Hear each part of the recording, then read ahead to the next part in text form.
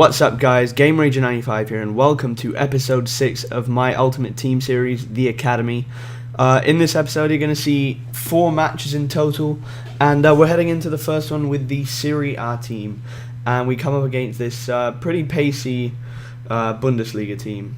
Bar the fullbacks, everyone else has decent pace, so it will be interesting to see how we go in this match. And nothing really happens until the 90th minute when Jefferson Farfan receives this ball through, and as you can see there, he puts it away. But if you go back and look, the cursor changed over the player who was chasing Jefferson Farfan to the player on the far side of the box, and that sort of just put me off. I couldn't make the tackle on Farfan that I would have liked to. And unfortunately he wins as a result of that. Kevin Trapp getting man of the match. I had 8 shots on target and Kevin Trapp saved them all. So not the best start to the episode, and I figured, right, we'll go into another match with the team and we'll see, maybe we'll get a decent team to come up against. Unfortunately that wasn't the case again. We end up coming up against this side, and it's a really nice team, I have to say. And nothing happens again for the second match in a row until late in the match, the 86th minute in this case. Zerkaa misses the tackle there, and Burkic makes the save, which is then deflected back into the path of Giuseppe Rossi, who scores a header. And it just sort of is quite annoying now to get these last minute losses, I guess. And I can understand sort of how other people feel when it happens to me. But as you can see, my record in the division isn't that good. I've got 1 win, 2 draws and 5 losses. So I leave the game for a day, and I come back the next day. I make a load of sales and a load of new signings, which you're going to see in a couple of minutes. Just get my coin total up a bit, and as you can see, we've signed Vincenzo Guaita, we've signed Iraola, Inigo Martinez, Diego Godin, Emiliano Insua, Bruno, Vicente were always in there. And yeah, Muniain also signed.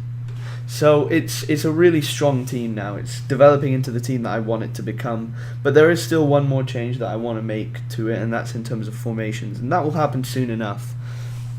But we go into this match against this guy here, and he didn't have the best chemistry. He had Bobby Zamora as well in attack, which I just couldn't stop laughing at because I think it's hilarious. He also had Matty Etherington in centre mid, and Demichelis in centre back. Just a bit of a strange set of players. And you know, with Bobby Zamora in attack, I wasn't really afraid of the goal threat that this guy posed, and I was more focused on getting my attacking play right. And Susayeta gets the ball here, and Aduriz, of course, is going to score the header. There's no stopping this guy from scoring headers. And this is all pre-patch, if I'm right in saying. And, you know, everyone's going to a lot of people complain about the overuse of headers.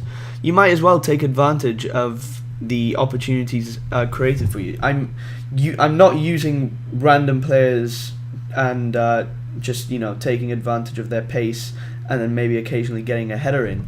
I'm actually using players who I know are fit to my tactic, which is using wide players correctly in getting the ball in to the tall players in the middle who can score.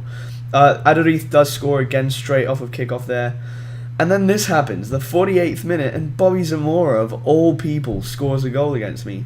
And if I still had the soundbite from my voice recording of this, it's just unbelievable. I was sort of in shock. I didn't say anything because I didn't know what to say, and I just knew I had to make up for it. So Xavi Prieto gets a cross in, and it was one of the best crosses I've produced in FIFA. And Aduriz just simply puts away the header with just so much ease and comfort. And a few minutes later, a poor pass by him gets the ball to Iborra, who finds Susayeta on the other side of the pitch. He heads it back to Iraola, and Iraola now is just running to the edge, exactly how I said I would play. Gets a cross in, and it's so easy again from Aduriz to get another goal, and I believe make it 4-1 now. And we're still not done. I'm starting to get a bit more confidence with this team. We get a corner.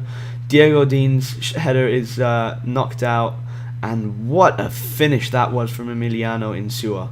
This is an unreal goal, and just rewind it if you want to see it again because it's just so good.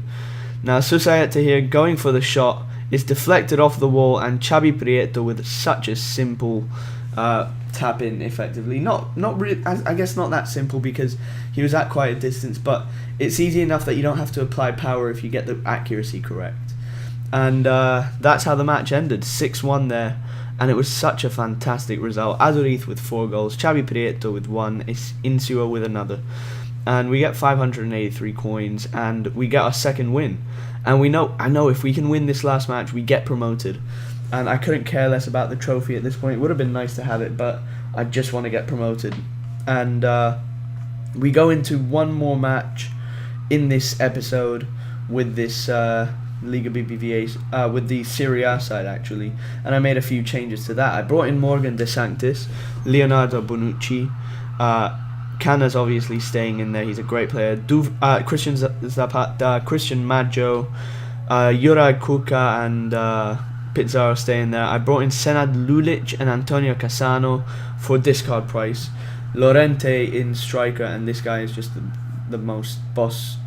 I love these tall strikers in FIFA 14, and just in general I always use tall strikers. And we go into a match with this team to see how we would do, how this team would perform, and we come up against this pacey team. This team just abuses pace.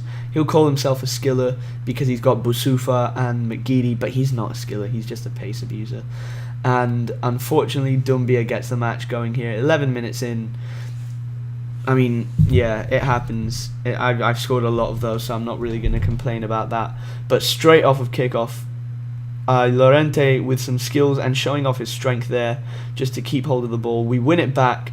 It goes to Lorente. Another nice bit of dribbling, and it hit the post.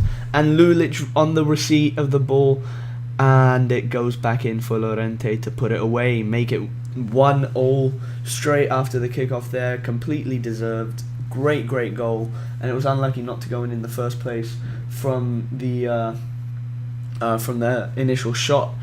And we go into the 60th minute in the second half, and Lulic just destroys Neto for pace here. What a ball in, and what a header from Lorente. Another highlight of the quality of this man here. This man is so good in FIFA, and he has been for the past couple of years actually. Unfortunately, they get a free kick in the 64th minute, and they aren't going to take it with Boussoufa. They're going to take it with Marc Gonzalez, and he gets a free kick. He lines it up and puts it away, and he shushes me.